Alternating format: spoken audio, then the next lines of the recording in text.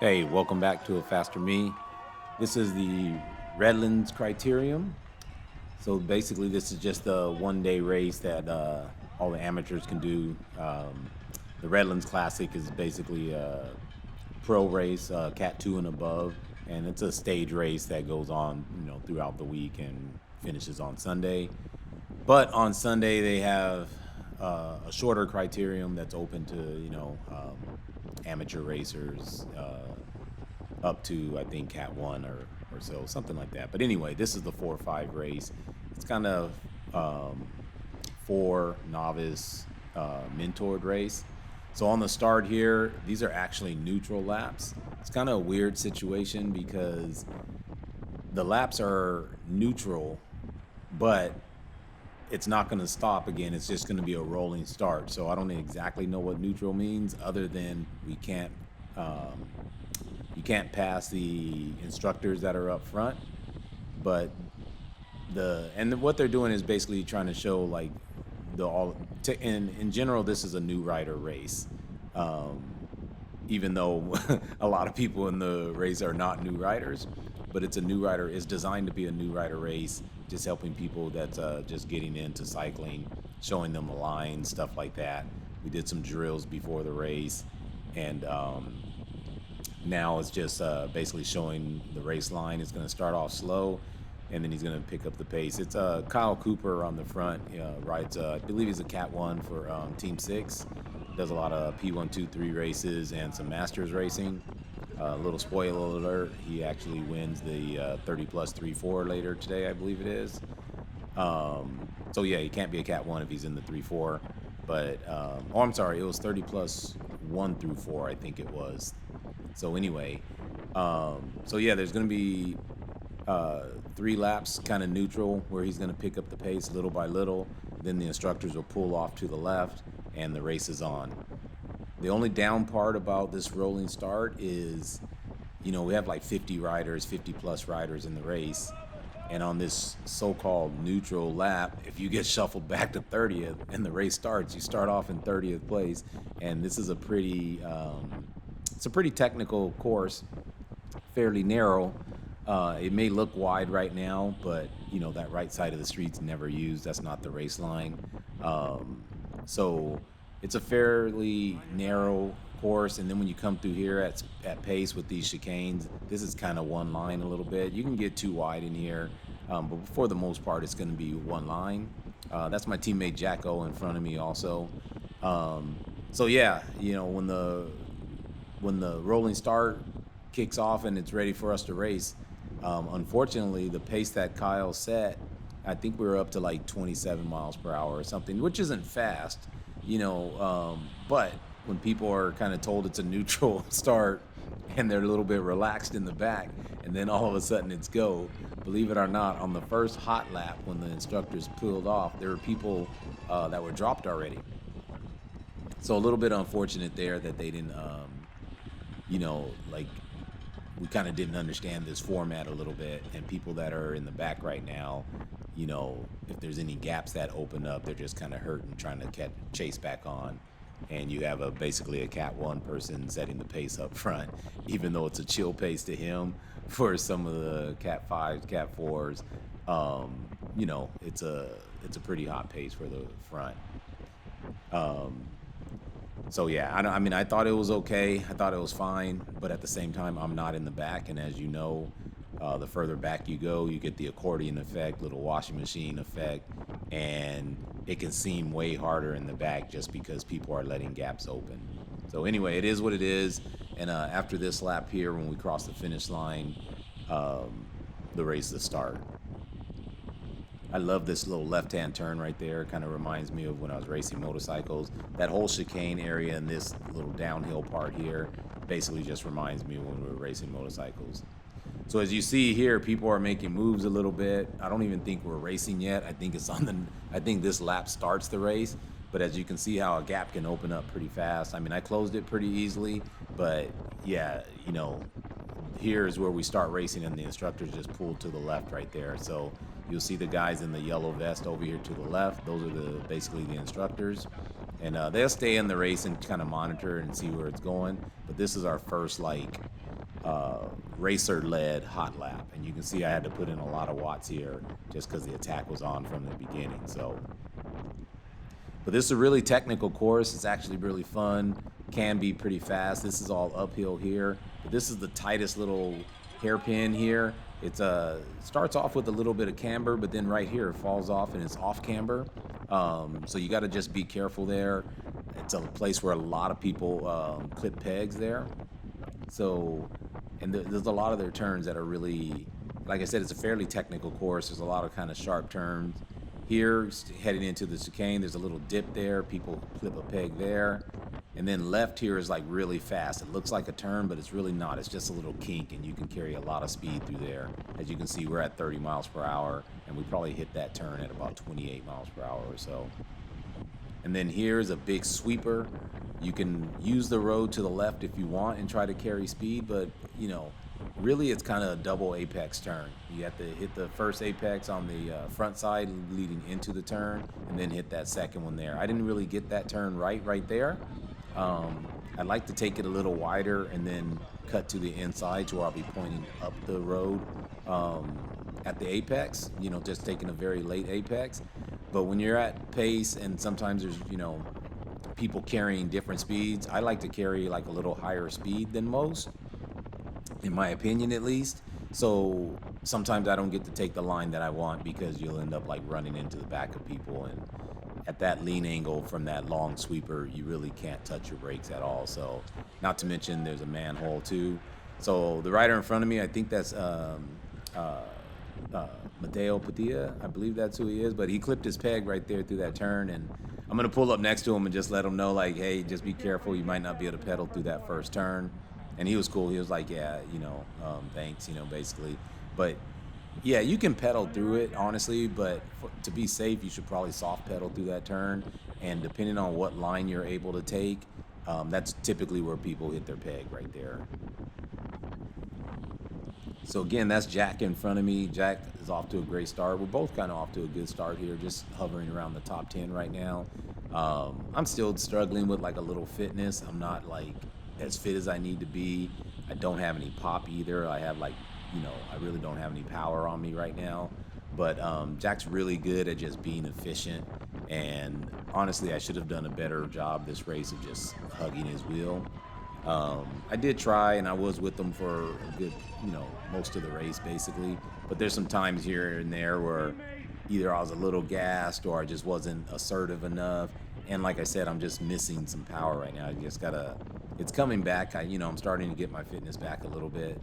But, you know, as you're getting your fitness back, you carry a lot of fatigue into races. That's just what it is. There's, you know, unless you decide not to race until you're fit, you know, you're gonna carry fatigue into races, and that's what I'm doing. Just having some fun and trying to get fit at the same time. So,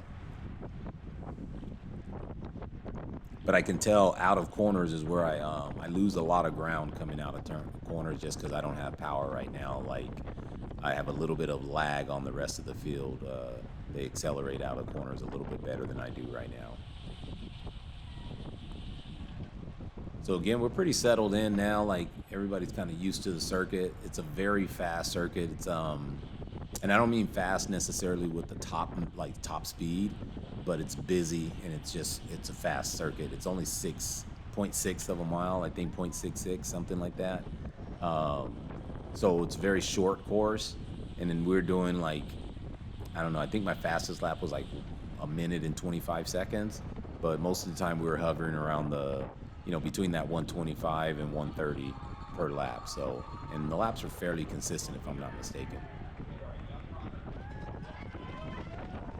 Got a junior rider right there that we kind of go around, and kind of feels bad because, you know, he's doing his thing, but it's like, it's easy being small that the Peloton can swarm you. And you know, sometimes it could be a little dangerous if riders don't call him out or see him in front.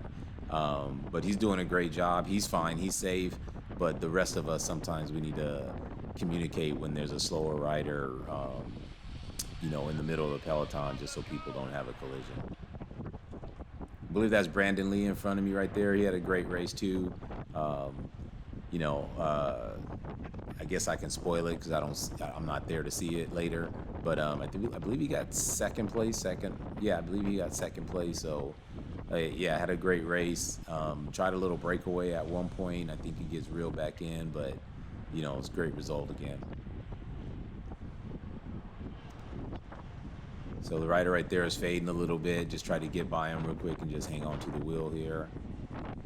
It's a really, really fun circuit. I think this is my first time doing this race, and I think it's like one of my, it's probably one of my favorite circuits courses now. This turn right here is a lot of fun. Again, reminds me of like my motorcycle racing days. It's really fast. The lean angle is pretty sharp, but it does decrease at the end, and you can run wide, hit the fence on the other side. And the only bad part about it is there's a sewer, like manhole, right in the middle of the turn. Ideally you'd like to be on the inside of it, but there's times where you gotta, I just went either inside of it or outside of it. I think I maybe ran over it once, but if you have to go over it, just being how manholes are kind of slick, it does cross your mind, like, are your tires gonna hold? We're pretty stretched out here, so you can tell, like, it's not an easy effort. When it's single file, I say it all the time, no matter what the speed says, if it's single file, it's pretty hot pace, at least for the track or the conditions. And we've been stretched out for a while, so you see my heart rate's at 182. So yeah, it's a pretty good effort here, and it's cold. It was really cold in the morning. I think we started, it was 47 degrees. All you can see at the top, it says 46. So yeah, it was freezing. It takes a while to warm up. Us old guys too, or at least me being an old guy, yeah, my legs take a while to warm up when it's cold like this. And not to mention breathing the cold air. Your lungs don't warm up as fast either. So, it was a pretty taxing effort at the beginning for me.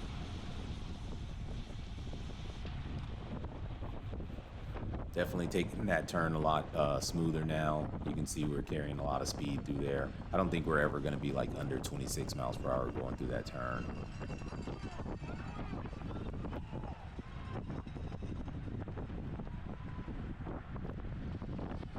We had a bunch of teams in the race too. I don't know how to say it exactly. Marlena Bemis, my teammate, she's an honorary French person. She took French for like many years. Kind of went to a French school, I think, at one point in her youth. And I think she told me that one team is I was calling it Oprime, but I think it's Oprime or something like that. I'm probably butchering it in French. Yeah, there they are right there to my left. But I think it means the oppressed or something like that. But they had a decent squad, decent numbers out there. I know Don's bike had a decent number of people and tried some team tactics. They tried to do some tag team breakaways. So at this point in the race, I think there's a couple people off the front right now. And we were chasing for a while. But yeah, they did some team tactics, had some guys breaking away. And I think, unfortunately, one of their guys kind of helped run them down. It's kind of like rule number one. If you race as a team and use team tactics, you don't want to chase your teammate. But all teams are different. Some teams race against each other. Some race as an actual team and use some strategies. So just depends on what your goal is for your team and stuff like that. So as you can see here, like, even though we're still hitting a pretty good pace, it's bunching up a little bit, which means you're going to get another attack, another surge. And often, I don't know why, but I'm often out of position and just not jumping on the attacks at the right point, or I'm getting caught in the middle and someone's going left or right.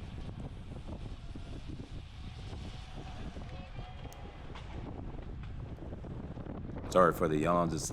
It's late night tonight, and I'm trying to get a video out because I'm getting backed up on races here. So excuse me if I babble or whatever. I'm just tired. But another thing, shout out to Redlands. I don't know if the city of Redlands helps put on this event or not, but it's a really great venue, great atmosphere. Love the setup.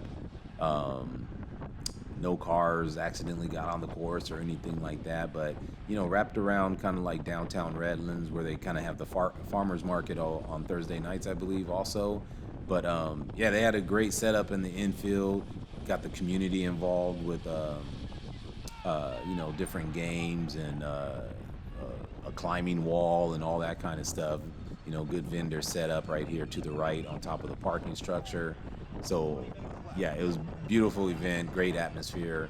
I was really enjoying it, and you can really hear the crowd cheer as it kind of funnels like an echo through the front straight there. So, it's kind of exciting to race in this type of atmosphere. And we raced at 7 a.m. and there was already people there. There was already a crowd there. So it's kind of cool when you race so early in the morning and there's already a crowd of people to cheer you on. Most people don't want to get up that early for the races in the lower categories. But I'll be honest with you. I said it in the last video, but it's by far the racing in like Cat 4 and Cat 5 is better this year, in my opinion, than it has been in the last couple years. Riders are just way stronger. Not everybody's like rushing to move up to Cat 3 like in years past. Like people just move up.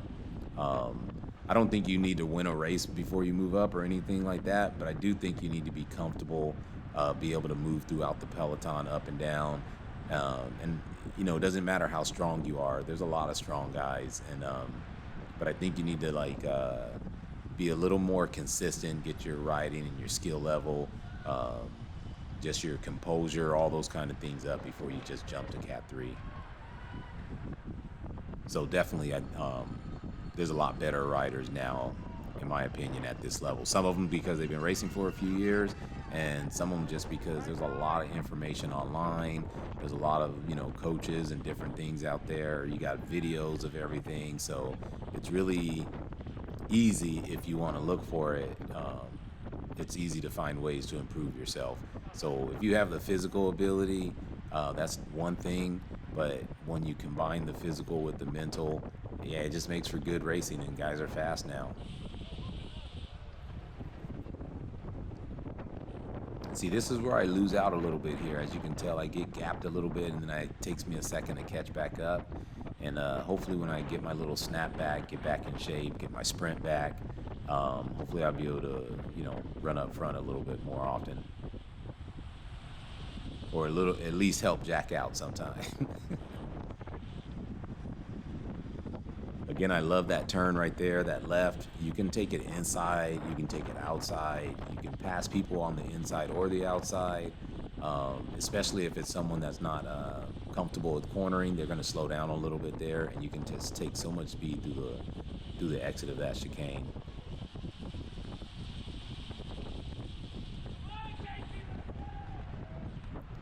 Shout out to my man on the left right here from Velo Kings as well.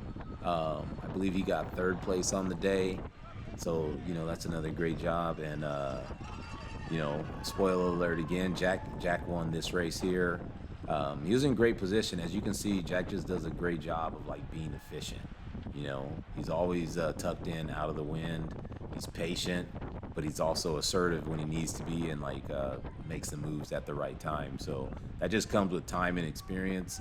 Jack used to race a long time ago, and he got back into it now. It's been probably 15 years since he raced, but it's just it's great to be efficient and just watch someone stick to the plan. A lot of times people get impatient where they try to do everything well, and it's very hard to be a climbing breakaway sprinter, all that kind of stuff. It's very hard to have that type of power profile to where you're just good at everything. So I think some people get a little ahead of themselves and think they're a breakaway rider and they can't hold power. So if you can't hold power, you can't be a breakaway rider.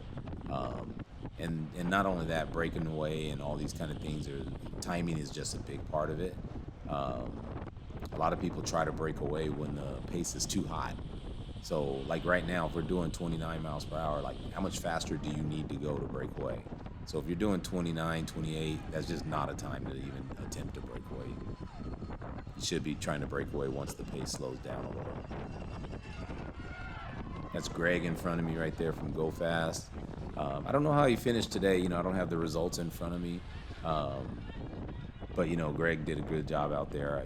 I know I've kind of saw him a couple times here and there. So I think think he did better than I did. I think he's up in front of me somewhere. So now some of the guys that were in the breakaway are starting to come backwards. I think one of the guys up there got the turn a little bit wrong, but it's easy to get that turn wrong. A lot of people want to come in a little bit too hot, and you know, it's kind of not worth it really, because you're not going to make up too much ground there on that type of slow speed turn. So it's better to get you a nice fast exit instead of trying to carry so much speed going into it, especially when it's decreasing radius. You'd rather come in a little bit slow and be able to have acceleration out of it.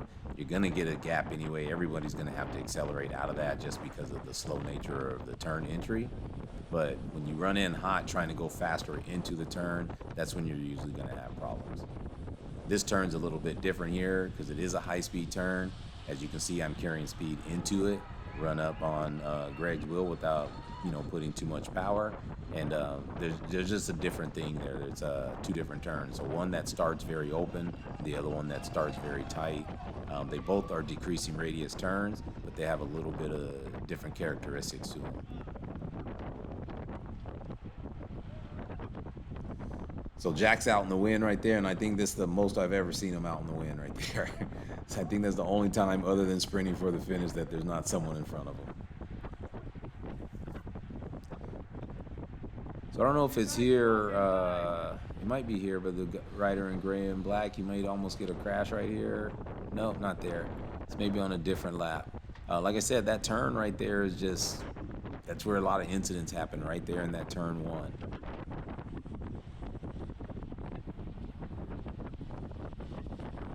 There's a nasty hole or pothole or something too on this segment somewhere in there. I think I hit it a couple times. And then right here at the apex of that turn, there's a dip there that you got to watch out for.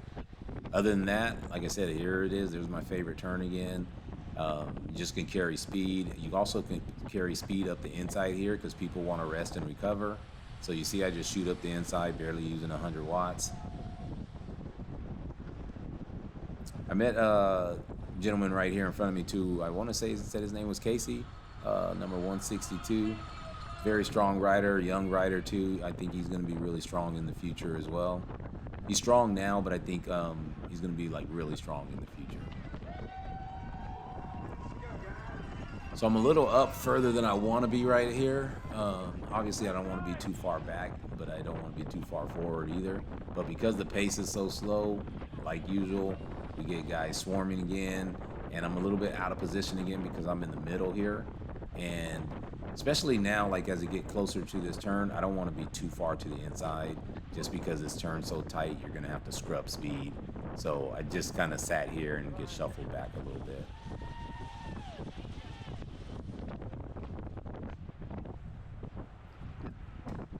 And then there goes my out of shapeness, just getting dropped on the acceleration coming out of the turn.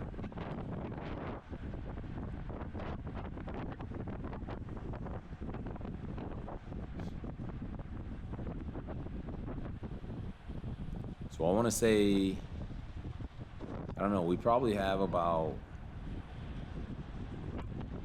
I don't know, we have probably only got about 5 laps to go now, maybe 4 or 5 laps. I don't know if I can see it on the ticker. When I do the editing, it's on a small screen, so I don't know if I'll be able to see the lap counter, but we probably don't have too many laps to go right now. Once again, I carry high speed up the inside there, and it's very easy to just run up with no effort to get back attached if you need to, or make an easy pass there. That turn is so wide, you have to take it so far from the outside. It gives multiple lines, and then you get some attacks going here. We're actually going pretty fast, so those attacks, Jack followed an attack up the right side, and once again, I was sitting pretty, and then you get shuffled back just because some people attack here or there. It's getting late though, again, I missed the lap counter once again.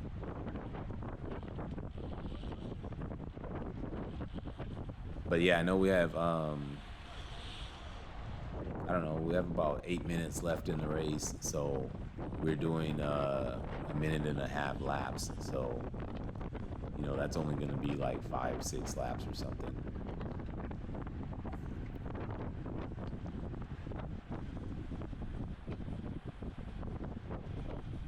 can also see like people are starting to get a little more desperate, trying to move to the front.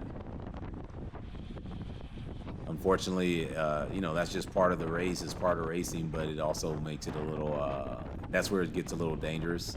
Not because anyone's necessarily doing anything wrong. It's just the urgency's up, so people are going to be a little less, a little more reluctant to give up position, and they're going to be trying to see where they can make up some positions.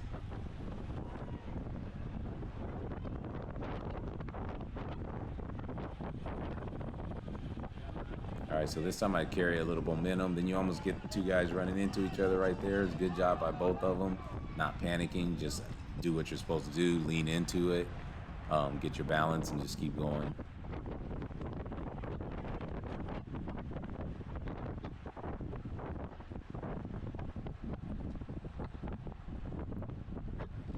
So yeah, we got our speed down right here. Speed's dropping pretty good, but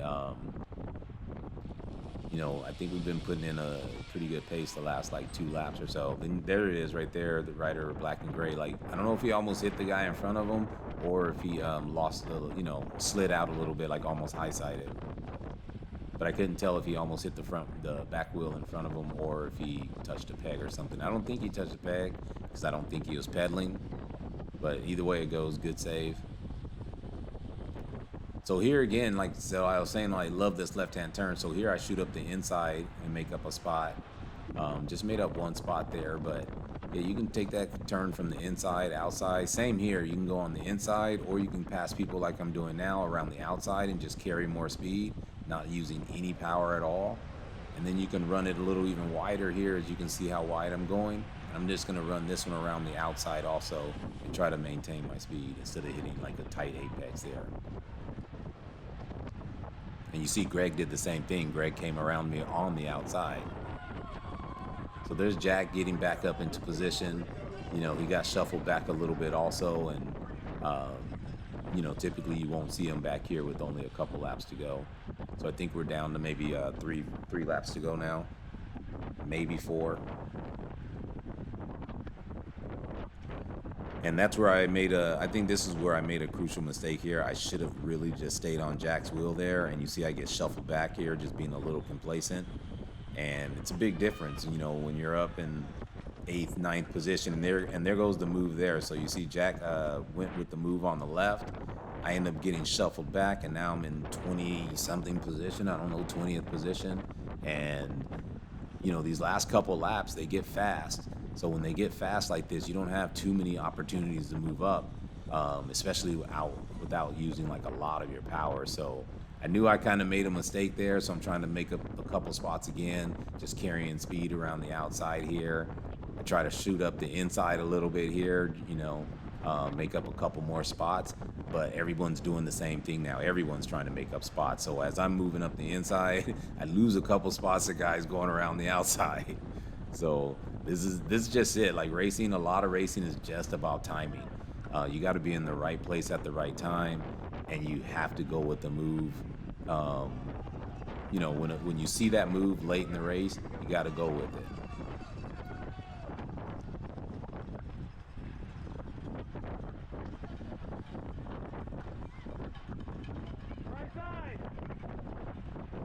So here we're getting kind of back together again, but again, I don't want to go to that right.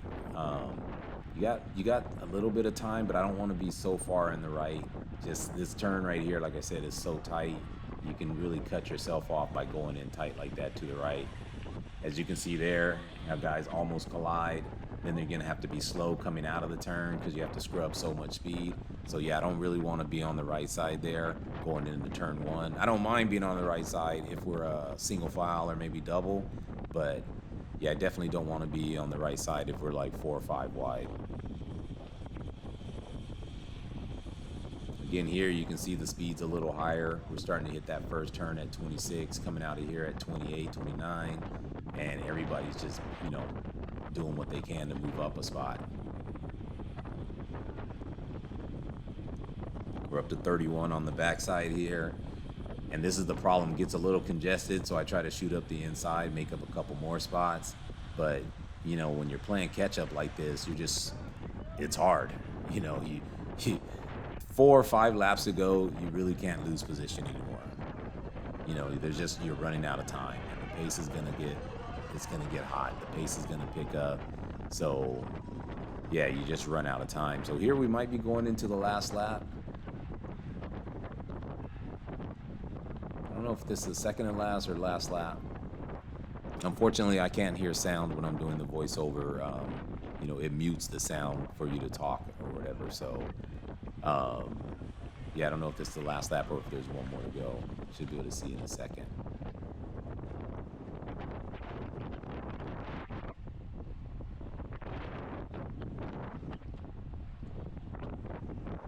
Yeah, so a little gap open here. I think this is the last lap because that little gap open, and I think I see Jack going in like second wheel, and then I'm like, okay, I'm just gonna chill. I'm not gonna try to make up any more spots or anything, because if I do, I'm just pulling people up towards the front.